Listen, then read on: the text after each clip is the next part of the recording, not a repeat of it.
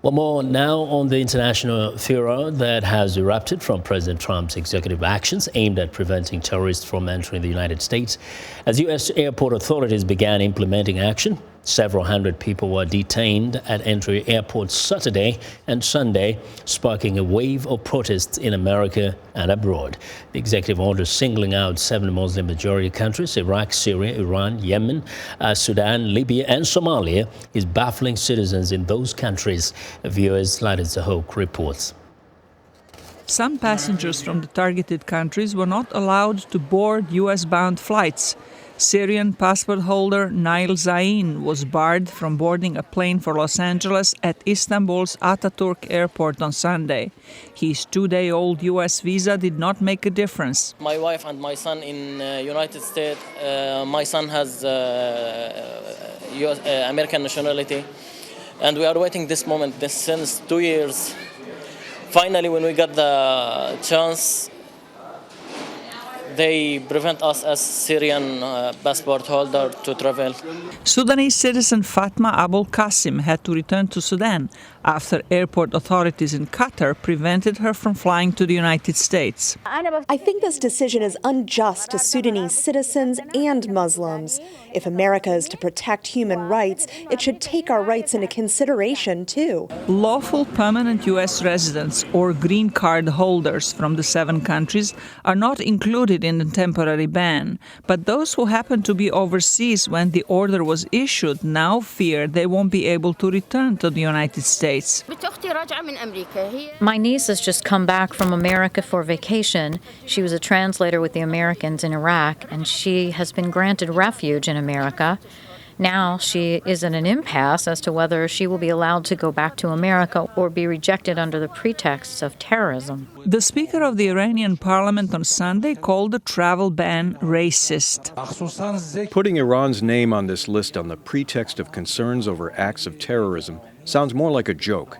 It is not a secret that Iran stood up to terrorists on its own in recent years, and some other countries joined it later on. In Israel, Iran's longtime adversary, some protesters gathered outside the U.S. Embassy in Tel Aviv Sunday to voice their opposition to the executive order signed by President Trump.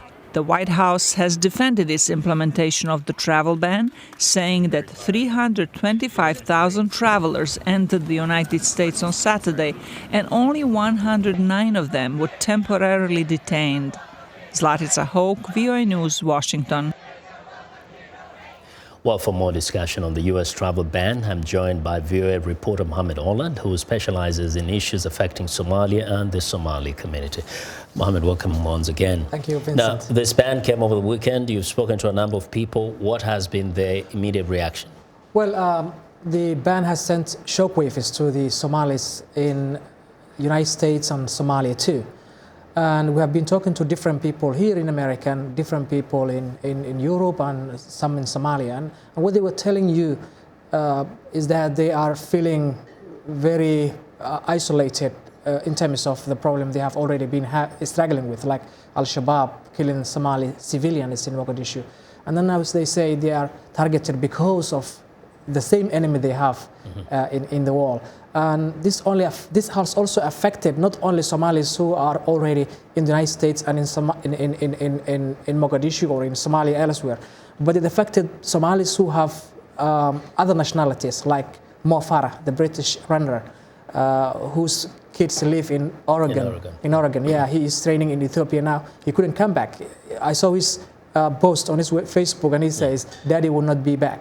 Wow. Now, we know that one of the challenges for the Somalis is that we have a huge Somali community in America already, but some have relatives in Somalia and other parts of the world. What does this mean to those families? Well, the thing they are very worried is that this kind of second citizen screening or second screening has been going on with the Somali community for a long time. If you talk to them, they say whenever they come here, even the green card holders, the Somali US citizens, they are investigated differently. But what they are worrying is that they cannot reunite with their families, with their people whom they left back home. And that's the thing they most worried. And talk about not being able to travel. We know that one of VOA correspondents was actually stuck in Nairobi. Is he on the way back now? Yeah, he's one of our colleagues here who works here in this building too, Jamal Osman. He has been visiting his friends and family in Nairobi. He has been there for 2 weeks. And yesterday, when he tried to come back to his job, he was denied. And he has a green card. He's a green card. He's a green card holder. Yeah. Not only him, also a Somali woman who came from Nairobi yesterday was detained in Dulles Airport for about 20 hours with 2 kids. She's a Somali. Her husband just sponsored her and the kids. The kids are American citizens, and they could not immediately come to the United States. Later, they got attorneys, they got some people who are representing them, and they were released too, and then went to Minneapolis where they were heading to. Well, quite understandable, the frustration, the confusion. Mohamed, thank you for your insights, and you will share with us some more of what you hear from the Somali community. Thanks a lot. Well, Mohamed Olad is a reporter with VOA's Somali Service.